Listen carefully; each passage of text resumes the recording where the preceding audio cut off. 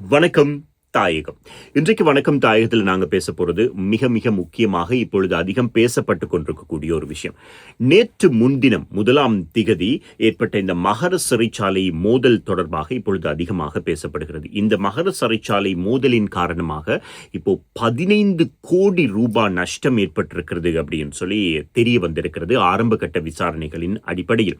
இந்த மோதலுக்கான காரணங்களை கண்டறியறதுக்காக நிறைய விசாரணைகள் இப்பொழுது ஆரம்பிக்கப்பட்டிருக்கிறது. அந்த அடிப்படையில் பெருமளவிலான சொத்துக்களை கைதிகள் அளித்திருக்கிறார்கள் அப்படின்ற ஒரு விஷயம் தான் தெரிய வந்திருக்கிறது. பெருமளவிலான கட்டடங்களினுடைய ஓடுகள் உடைக்கப்பட்டிருக்கிறது, கூரைகள் தகர்க்கப்பட்டிருக்கிறது, பலத்த சேதம் கூரைகளுக்கு விளைவிக்கப்பட்டிருக்கிறது. சிறைச்சாலை புனர்வாழ்வு திட்டத்திற்காக பயன்படுத்தப்பட்ட அந்த தையல் எந்திரங்கள் எல்லாமே அழிவடைந்திருக்கிறது.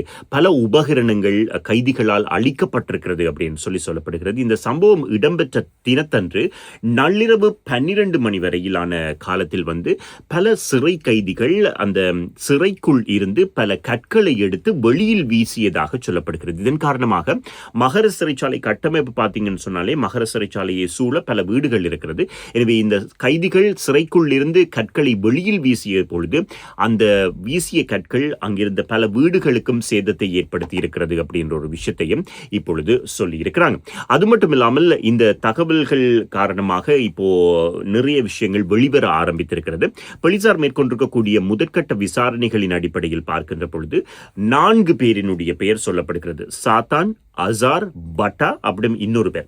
இவர்கள் 4 பேரும் தான் இந்த பதற்ற சூழ்நிலையை ஏற்படுத்தி இருக்கிறார்கள் அப்படின்றது தெரிய வந்திருக்கிறது. இந்த பதற்றத்தின் போது வன்முறையில் ஈடுபட்ட கைதிகள் அடையாளம் காணப்பட்டு அவர்கள் வெவ்வேறு சிறைகளுக்கு அனுப்பி வைக்கப்பட்டிருக்கிறார்கள். கிட்டத்தட்ட 104 சிறை கைதிகள் வேறு சிறைகளுக்கு அனுப்பி வைக்கப்பட்டிருக்கிறாங்க அப்படின்னு சொல்றாங்க.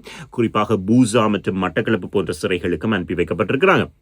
இந்த அனுப்பி வைக்கப்பட்ட சிறை கைதிகளினுடைய பெயர் விவரங்கள் மகர சிறைச்சாலைக்கு வெளியில் இருக்கக்கூடிய தடுப்பு காவலுக்கு அருகாமையில் வைக்கப்பட்டிருக்கிறது அப்படின்ற விஷயம் சொல்லப்படுகிறது.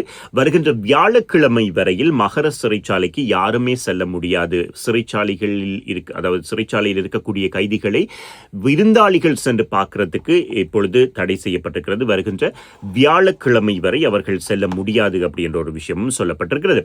இந்த சிறைச்சாலைக்குள் என்ன மாதிரியான பிரச்சனை வந்திருக்கிறது அப்படின்னு பார்க்கிற பொழுது நீர்கொழும்பு சிறைச்சாலையில் இடம்பெற்ற பிரச்சனை வேறு, மகர சிறைச்சாலையில் இடம்பெற்ற பிரச்சனை வேறு அப்படின்னு சொல்றாங்க. நீர்கொழும்பு பிரச்சனை 2 கைதி குழுக்களுக்கு இடையில் ஆரம்பமாகி அது பெரிய பிரச்சனையாக மாறியது. ஆனால் மகர சிறைச்சாலையை பொறுத்தவரையில் இது கைதிகளுக்கும் அதிகாரிகளுக்கும் இடையிலான ஒரு பிரச்சனையாகத்தான் மாறி இருக்கிறதாக சொல்கிறார்கள். இதுக்கு வெளியிலிருந்து யாராவது உந்து சக்திகளாக செயற்பட்டார்களா என்ற சந்தேகத்திலும் இப்பொழுது விசாரணைகள் ஆரம்பிக்கப்பட்டிருக்கிறது. எது எப்படி இருந்தாலும் இந்த சிறைச்சாலை நிர்வாகத்திற்கு எதிராக இந்த 4 சிறை கைதிகள் அங்கிருந்து ஒரு கூரையில் ஏறி ஆர்ப்பாட்டம் செய்திருக்கிறாங்க. அவர்களோட கலைக்கிறதுக்கு அங்கே இருக்கக்கூடிய ஒரு உயர் அதிகாரி போயிருக்கிறார்.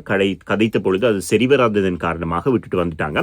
அதுக்கு பிறகு அந்த சிறைச்சாலையில் இருந்த முக்கியமான பகுதிகளில், அதாவது மருந்தகத்தில் இருந்த மருந்துகள், சமையலறையில் இருந்த கூரிய ஆயுதங்கள், அதாவது கூரிய பயன்படுத்தப்படுகின்ற உபகரணங்கள், இதை தவிர இந்த சிறைச்சாலையில் ஆயுதங்கள் வைக்கப்பட்டிருக்கக்கூடிய பகுதிகள் எல்லாமே பலத்த பாதுகாப்புக்கு உட்படுத்தப்பட்டிருக்கிறது. அங்கிருந்து சில பொருட்கள் வெவ்வேறு இடங்களுக்கு மாற்றப்பட்டும் இருக்கிறது. இந்த பிரச்சனை நடந்து கொண்டிருந்த நேரத்தில் 1500 கைதிகளை கொண்ட ஒரு பகுதி, அங்கே ஒரு புதிய ஒரு சுவர் ஒன்று கட்டப்பட்டு கொண்டிருந்திருக்கிறது.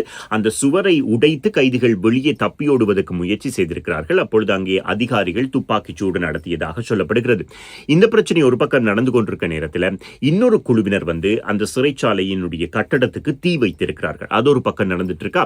இன்னும் ஒரு குழு போய் அங்கே பூட்டி வைக்கப்பட்டிருந்த ஏனைய சிறைகளை உடைத்து, அந்த பூட்டுக்களை உடைத்து அந்த சிறை கைதிகளை வெளியில வாங்க அப்படின்னு சொல்லி கூப்பிட்டு இருக்கிறாங்க. அந்த நேரத்தில் சில சிறை கைதிகள் வெளியில வந்திருக்கிறாங்க. சில சிறை கைதிகள் இல்ல நாங்க வரலன்னு உள்ளுக்கே இருந்திருக்கிறாங்க. இதன் காரணமாக இந்த பிரச்சனையை உருவாக்கிய கைதிகள் அந்த சிறைகளுக்குள் போய் சிறைகளுக்குள் இருந்த கைதிகளை தாக்கியதாகவும் அதனால நிறைய பேருக்கு காயம் ஏற்பட்டதாகவும் கூட செய்திகள் சொல்லப்படுகிறது. இந்த பின்னணியில் எத்தனை கைதிகள் இருந்தார்கள், எப்படி இருந்தது பிரச்சனை என்பது பற்றிய தெளிவான விவரங்கள் இப்பொழுது பெறப்பட்டுக் கொண்டிருக்கிறதாக சொல்றாங்க. இந்த பிரச்சனை தொடர்பாக இப்பொழுது ஒரு கட்டுப்பாட்டுக்குள் நிலைமை கொண்டு வரப்பட்டிருக்கிறது. மகர சிறைச்சாலை முற்றுமுழுதாக இப்பொழுதாக பாதுகாக்கப்பட்டிருக்கிறது அப்படின்னு சொல்றாங்க. பாதுகாப்பு பலப்படுத்தப்பட்டிருக்கிறது. இந்த பிரச்சனை எங்கிருந்து கிளம்பியது, யாரால் கிளப்பப்பட்டது, இதற்கு பின்புலம் என்ன என்பது பற்றிய விசாரணைகள் இப்பொழுது தீவிரமாக நடந்து கொண்டிருக்கிறதாக செய்திகள் வந்திருக்கிறது. இது சம்பந்தமான செய்திகள் வருகின்ற பொழுது உடனுக்குடன் நியூஸ் ஃபர்ஸ்டின் ஊடாக தருவதற்கு நாங்கள் தயாராக இருக்கிறோம். அது மட்டுமில்லாமல் ஒவ்வொரு நாளும் காலை 6 மணியிலிருந்து 10 மணி வரையில் வணக்கம் தாயகம் நிகழ்ச்சியினை கேளுங்கள். www.shaktifm.com ஊடாக, அல்லாவிட்டால் சக்தி எஃப்எம் ஆப்பினூடாக நேரடியாக ரேடியோல நிகழ்ச்சி கேட்க போறீங்கன்னு சொன்னா 103.9 அல்லாவிட்டால் 104.1 அலைவரிசையினூடாக சக்தி எஃப்எம்மோடு இணைந்திருங்கள். வணக்கம் தாயகம்.